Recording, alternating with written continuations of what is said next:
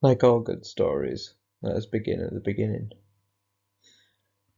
On the 24th of April 2020, following the realization that lockdown measures had brought a temporary suspension of physical in-person teaching, efforts had to be made to remodel courses in higher education and move to online and distance learning formats. As such, the initial plan to deliver a performative lecture to Level 5 second year fine art students in an off-site project space needed to be rethought in a way that would capture both the same learning outcomes but also be comparable in its content.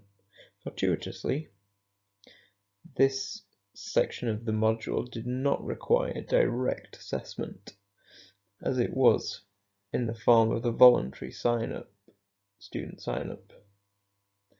As a result, I decided to take this opportunity to carry out an experimental format of an online semi-performative lecture in order to initiate a workshop within the overall off-site project.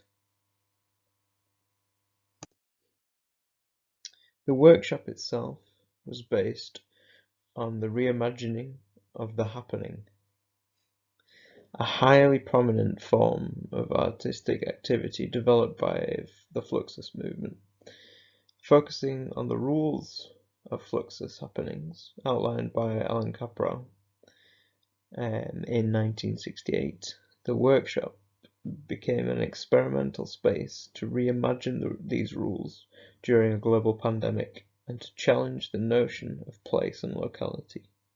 The concept of the happening was chosen because it provided both a tangible framework for the students to engage within this current climate and is discursively linked to collective practices. This situation provided an opportunity to test out an observation which had emerged from my PhD research. The main locus of this observation was in a trend in which artist-led collectives had a tendency to form within environments such as universities. Indeed, within a mapping study of collectives forming in the city of Leeds that I carried out as part of the empirical research for my thesis, I found that 50% of collectives formed and or appeared within art school environments. This was the single highest locality within the study and posed two specific questions. Firstly, why was this frequency occurring? And secondly, what could be learned from these occurrences? The latter being the most pertinent to this presentation. Of course, this study was limited to one city, the duration of a year.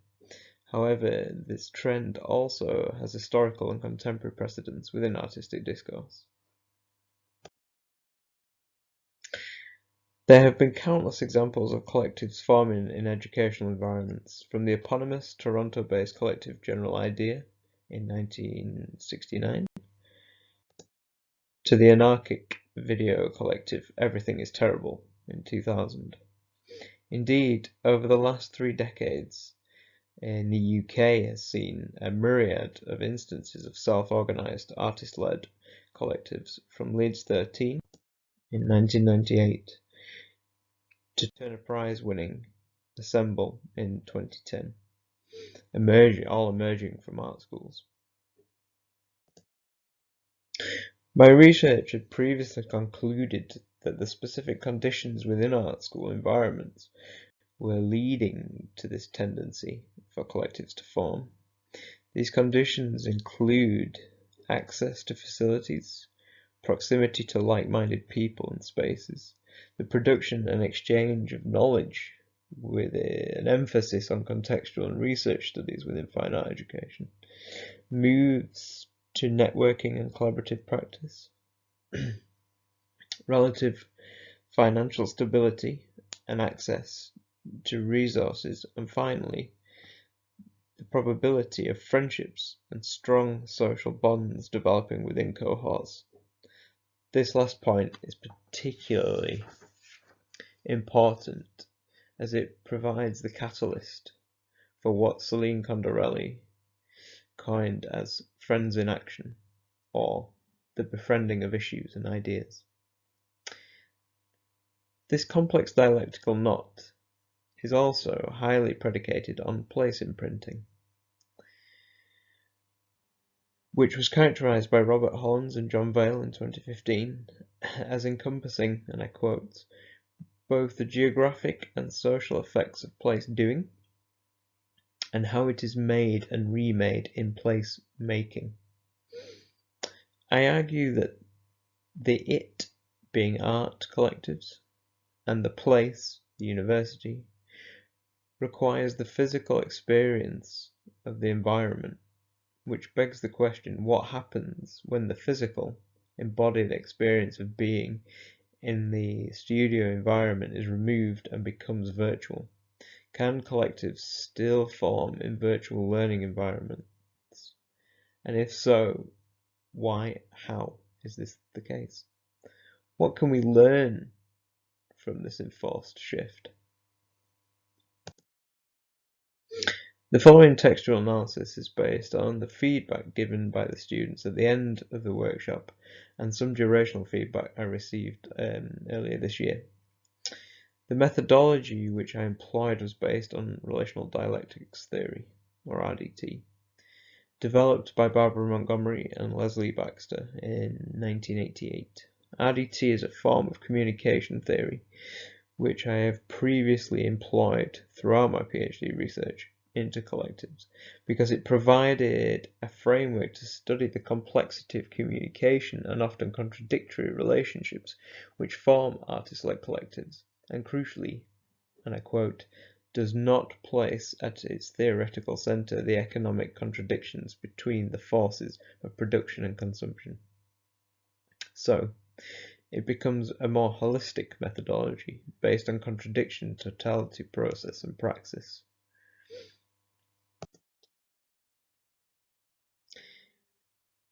So the key points. The workshop itself consisted of a semi-performative lecture in which I delivered a crash course into the history of collectivism, from the reimagined 19th century medieval guild to elements of the interwar proto-collectivism in the USSR, to the explosion of collective practices in the post-war period, including early Fluxus, which foreshadowed the contemporary artist-led collective, or the development of contemporary artist-led collectives. The workshop then became a focused online discussion around the Fluxus rules and the potential to reimagine a happening in virtual space. In terms of the project workshop, the students self-organized into two groups.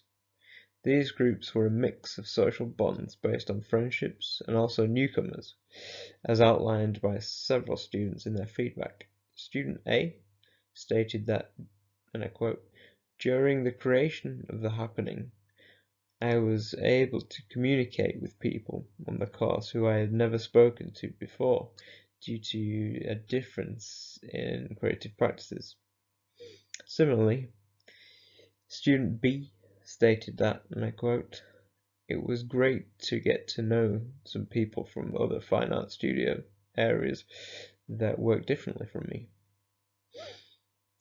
Both these student responses exhibit typical dialectical tensions between connection, autonomy, and openness and closeness.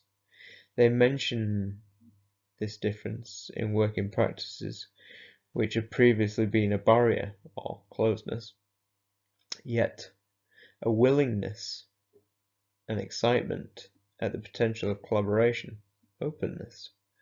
Similarly, phrases such as, and I quote, great to get to know some people, reveal the yearn for connection, and conversely phrases such as, and I quote, work differently from me, reveal the autonomy of the individual. These initial sets depths of interrelationships are quite typical for the formation of collectives, where core friendships function as nodes and others from outside or external, to use the RDT terminology, of the circle, often join due to complex set of often contradictory forces, including skills gaps, differences and similarities in ideas and interests.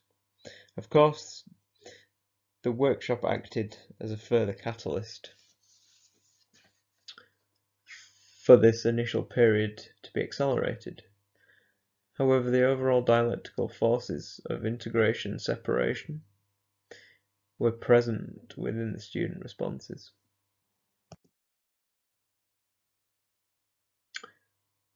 So to delivery and organisation.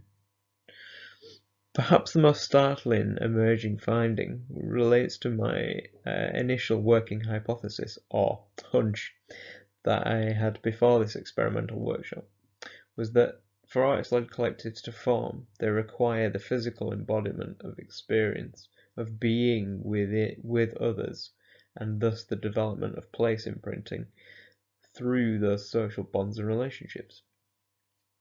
This was characterized by Montgomery and Baxter as, and I quote, a special form of communication not understandable through public traditions or individual predispositions. In other words, friendships and close social bonds that form collectives require the comprehension of each other beyond the spoken or written word, something that requires physical bodily presence. This is, of course, not possible in the atomized virtual form of communication, even through the video image. A form of flattening occurs by the mediation by technology. Conversely, what has emerged through analysis of the language that the students used tells a different story. In the student feedback, specific words and phrases began to appear, such as get to know some people, togetherness, community, and we, coupled with individual, own perspectives, and I, which reveal a typical set of dialectical unified oppositions that would be strongly present within artist-led collective practices. Further still, student C stated that, and I quote, we were all working towards the same thing. So there definitely was an element of community and togetherness.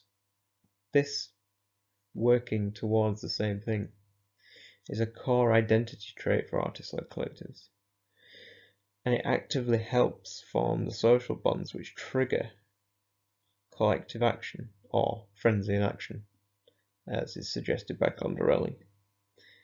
This is not to say that this workshop was able to artificially force the development of friendships or even a recognizable collective.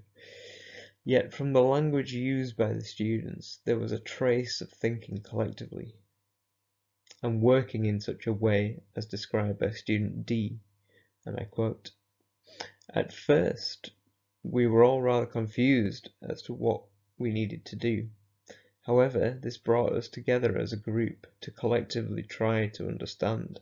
After that, we started working well as a team, supporting each other through Messenger and sharing opinions.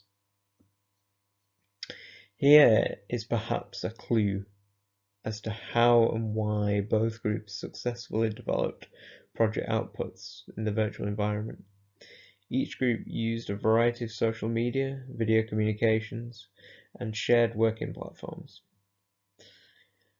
By playing to the strengths of each platform, they were able to develop coherent channels of communication. For example, Facebook Messenger was used to create smaller interpersonal communications between a few individuals, and video messaging via Google Hangout was used to work as an entire group to make more general decisions. This constant communication on different levels is the type of activity which would occur in the studio or shared space. It cannot be said to mimic the total comprehension which comes with the physical closeness to bodies and the non-verbal language which is communicated in such situations. However, it was sufficient in this case to aid coherence within the group. Another key learning point from this experiment was the role which I played as an educator. For this activity to occur in this way, the students needed autonomy to self-organize as they did into two groups and create their own work without dictation. Instead, I acted as facilitator, providing subject matter and a history of collectivism as a starting point for them to explore their own possibilities. In a sense, this mimics what happens unidentified within the art school environment, but defined in this form in this workshop. It acts as a catalyst for potential collective action to develop.